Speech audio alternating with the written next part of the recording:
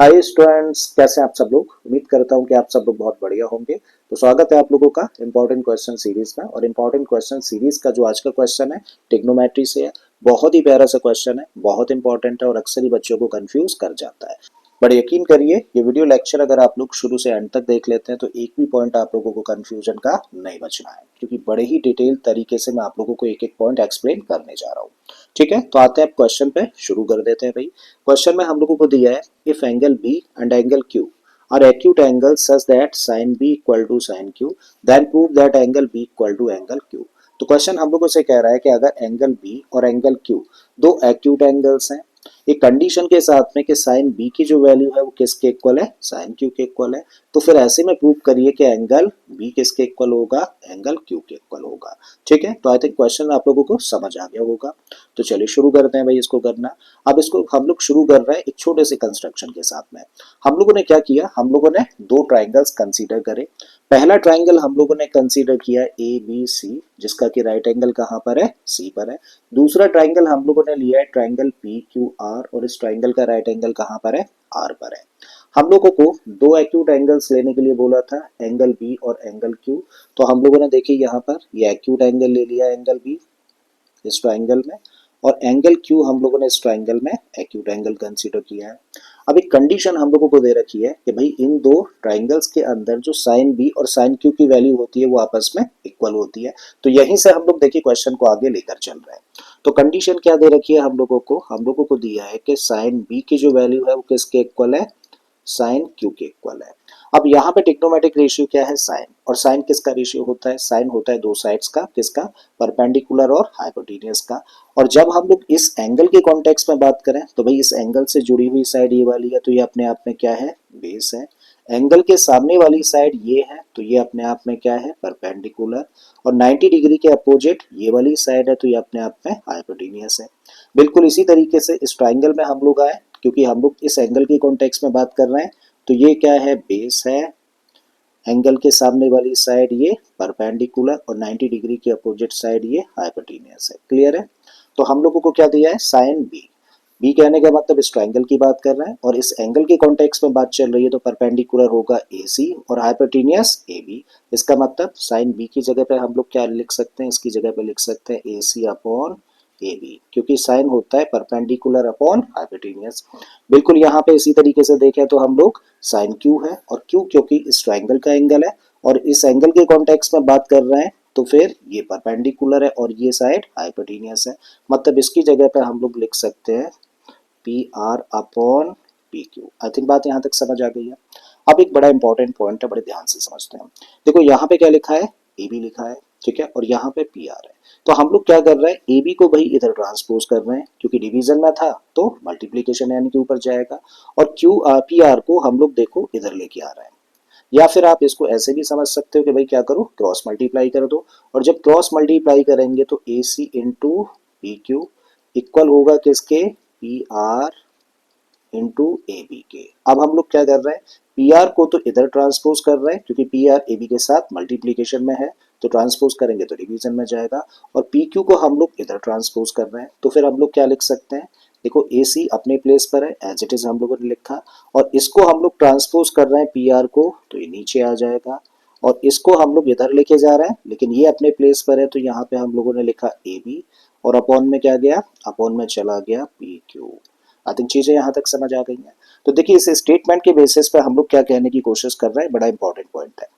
हम कह रहे हैं कि A C upon P R, A C कहने का मतलब this side upon this side is equal to A B upon P Q. A B कहने का मतलब this side upon this side. ठीक है, तो हम लोगों ने बोला कि भाई इन दो ट्राइंगल्स में this side upon this side is equal to this side upon this side. मतलब इन दो ट्राइंगल्स में हम लोग देख रहे हैं कि दो साइड्स कैसी हैं, प्रोपोर्शनल है। ठीक है, दो साइड्स कैसी हैं, प्रोपोर्शनल है, यानी कि दो साइड्स का रेशियो आपस में इक्वल है। अब रेशियो आपस में इक्वल है तो जाहिर है कुछ ना कुछ तो वैल्यू होगी। अब मान के चलते हैं भाई इक्वल है, कुछ ना कुछ वैल्यू है, तो वैल्यू क्या है, के है। और ऐसा हम लोगों ने लेट कर लिया, और ये बड़ा इंपॉर्टेंट पॉइंट है, तो इसको मान लेते हैं हम लोग इक्वेशन नंबर 1। अब इसी इक्वेशन से हम लोग क्या कह सकते हैं, देखो क्योंकि ए सी अपॉन पी आर किसके इक्वल है, अब के इक्वल है, तो हम लोग कह सकते हैं कि भाई A C upon P R, चलो एक बार लिख देते हैं इसको, इक्वल टू के also A B upon P Q, ये भी किसके इक्वल होगा, के इक्वल होगा। ठीक है, जब ए सी अपॉन पी आर के इक्वल है तो हम लोग कह सकते हैं फिर कि ए सी किसके इक्वल होगा भाई, इसके लिए इसको कर दो ट्रांसपोज, तो के इंटू पी आर के बराबर होगा कौन, ए सी। और यहां से हम लोग कह सकते हैं बिल्कुल इसी तरीके से ए बी किसके इक्वल होगा, ए बी इक्वल होगा के इंटू पी क्यू के। ठीक है, तो इनबॉक्स कर लेते हैं क्योंकि इंपॉर्टेंट पॉइंट्स है। तो ए सी की वैल्यू हम लोगों ने निकाल दी और हम लोगों ने ए बी की वैल्यू निकाल दी। ठीक है, अब देखो हम लोग करने क्या जा रहे हैं मेनली, वो बड़ा इंपॉर्टेंट पॉइंट है। अभी तक हम लोगों ने क्या शो किया है, हम लोगों ने अभी तक शो किया है कि भाई इन दो ट्राइंगल्स में ये साइड और ये साइड, इन दोनों साइड्स का जो रेशियो है वो इन दो साइड्स के रेशियो के इक्वल है। तो हम लोगों ने क्या शो किया, इन दो ट्राइंगल्स में दो साइड्स का रेशियो अभी तक इक्वल है। अब अगर कैसे भी करके हम लोग यहाँ पे जो ट्राइंगल्स की तीसरी साइड्स है उनका भी रेशियो इन्हीं दोनों के बराबर निकल कर आ जाए, तो इस तरीके से दोनों ट्राइंगल्स की तीनों साइड्स कैसी हो जाएंगी, प्रोपोर्शनल हो जाएंगी। और इस तरीके से दोनों ट्राइंगल्स कैसे हो जाएंगे, सिमिलर हो जाएंगे। और अगर ट्राइंगल सिमिलर हो जाएंगे तो फिर एंगल भी ऑटोमेटिकली किसके इक्वल हो जाएगा, एंगल क्यू के इक्वल हो जाएगा। ठीक है, तो अब क्या करने जा रहे हैं हम लोग, तीसरी साइड का रेशियो फाइंड करने जा रहे हैं और चेक करने जा रहे हैं क्या वो रेशियो इन दो साइड्स के जो रेशियो निकल कर आता है उसी के इक्वल है या फिर नहीं है।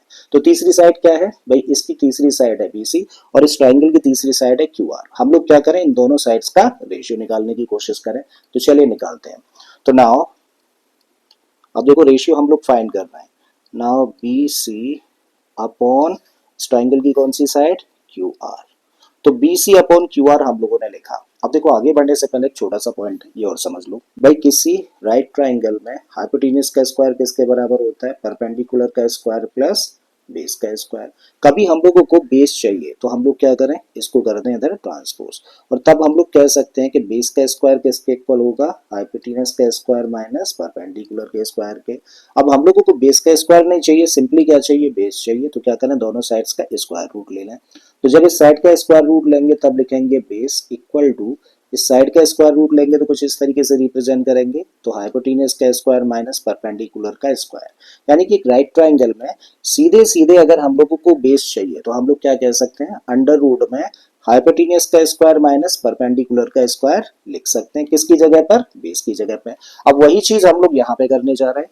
भाई इस ट्राइंगल के केस में BC क्या है, बेस है, और BC को हम लोग यानी कि बेस को क्या लिख सकते हैं, इस तरीके से इसको लिख सकते हैं हाइपोटेन्यूज का स्क्वायर माइनस परपेंडिकुलर का स्क्वायर स्क्वायर रूट के अंदर। ठीक है, तो चलिए लगाइए सबसे पहले स्क्वायर रूट। और इस ट्राइंगल में हाइपोटेन्यूज क्या है, इसमें हाइपोटेन्यूज है AB, तो AB का स्क्वायर माइनस परपेंडिकुलर क्या है, परपेंडिकुलर AC है, तो AC का स्क्वायर कर दिया। अपॉन में आ जाते हैं, तो देखो अपॉन में यहाँ भी हम लोग क्या कह रहे हैं, QR। इस ट्राइंगल के केस में QR क्या है, बेस है, तो इसको भी लिख सकते हैं अंडर रूट में हाइपोटेन्यूज का स्क्वायर माइनस परपेंडिकुलर का स्क्वायर। तो हाइपोटेन्यूज इस ट्राइंगल के केस में क्या है, यहाँ पर है भाई PQ, तो PQ का स्क्वायर माइनस परपेंडिकुलर क्या है, PR, तो PR का square, and this equal to, अब देखो यहाँ पे क्या लिखा है, AB का स्क्वायर है, और AB की तो हम लोगों के पास में वैल्यू है ना K इंटू पी क्यू, तो हम लोग इस AB की जगह पे क्या रख सकते हैं, इसकी जगह पे रख सकते हैं K इंटू पी क्यू, और क्योंकि स्क्वायर लगाया तो इसको ब्रैकेट में रख के स्क्वायर कर देते हैं, माइनस का साइन रखिए। फिर क्या है, AC का स्क्वायर है, और AC की वैल्यू क्या है, AC की वैल्यू है K इंटू पी आर, तो यहाँ पे रखा K into P R, square लगा था तो होल में स्क्वायर लगा देते हैं हम लोग। ठीक है, अपॉन में आए, इसको हम लोग एज इट इज लेकर चल रहे हैं, तो इसको लिख दिया हम लोगों ने P Q square minus P R square. ठीक है, अब देखो फर्दर इसको सॉल्व करें तो क्या है, के इंटू पी क्यू का होल स्क्वायर, तो क्या बन जाएगा, ये के का स्क्वायर करेंगे तो बन गया के स्क्वायर, और पी क्यू का स्क्वायर करेंगे तो इसको लिख सकते हैं हम लोग पी क्यू का स्क्वायर, माइनस यहाँ भी हम लोग यही काम करें तो ये बन जाएगा के स्क्वायर इंटू में पी आर का स्क्वायर, और अपॉन में एज इट इज लेकर चलिए। तो अपॉन में क्या है, पी क्यू का स्क्वायर माइनस पी आर का स्क्वायर, थोड़ा सा स्पेस कर लेते हैं यहाँ पर, राइट। अब देखो हम लोग क्या देख रहे हैं, ऊपर कितने टर्म्स हैं, ऊपर दो टर्म्स है, और इन दोनों ही टर्म्स में हम लोग देखें तो के स्क्वायर यहाँ भी और के स्क्वायर यहाँ भी है, मतलब के स्क्वायर को कॉमन लिया जा सकता है। तो देखिए के स्क्वायर हम लोगों ने कॉमन ले लिया, जब हम लोगों ने इस टर्म में से के स्क्वायर बाहर ले लिया तो यहाँ पे क्या बचा, यहाँ पे बचा पी क्यू का स्क्वायर माइनस इस टर्म में से के स्क्वायर बाहर निकल गया तो यहाँ से बचा पी आर का स्क्वायर। क्लियर है, अपॉन में क्या है, अपॉन में अंडर रूट में पी क्यू का स्क्वायर माइनस पी आर का स्क्वायर।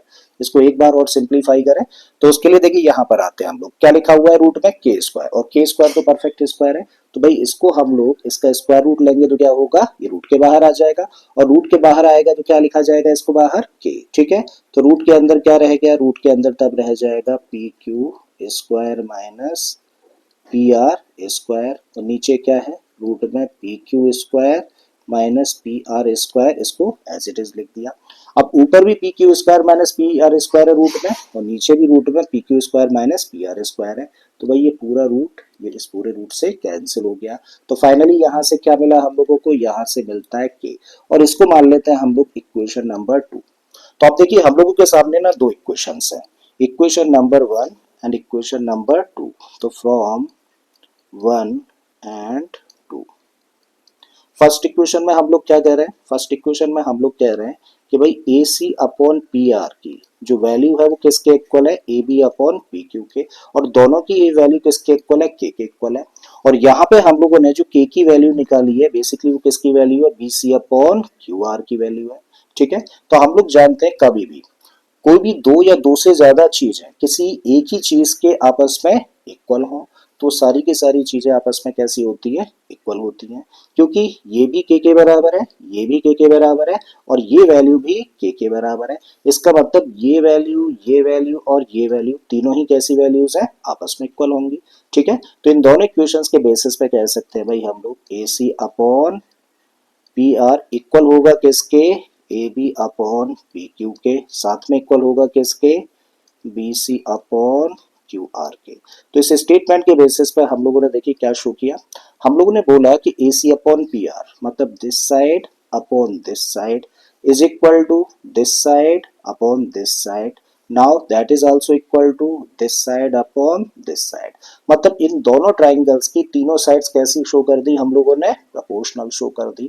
और कभी भी जब दो ट्राइंगल्स की तीनों साइड्स प्रोपोर्शनल हों तो फिर हम लोग क्या कह सकते हैं कि दोनों ट्राइंगल्स कैसे होंगे, सिमिलर होंगे। तो कौन कौन से ट्राइंगल सिमिलर होंगे भाई, triangle A B C similar होगा किस ट्राइंगल के साथ में, पी क्यू आर ट्राइंगल के साथ में, किस क्राइटेरियन से, एस एस सिमिलरिटी क्राइटेरियन से।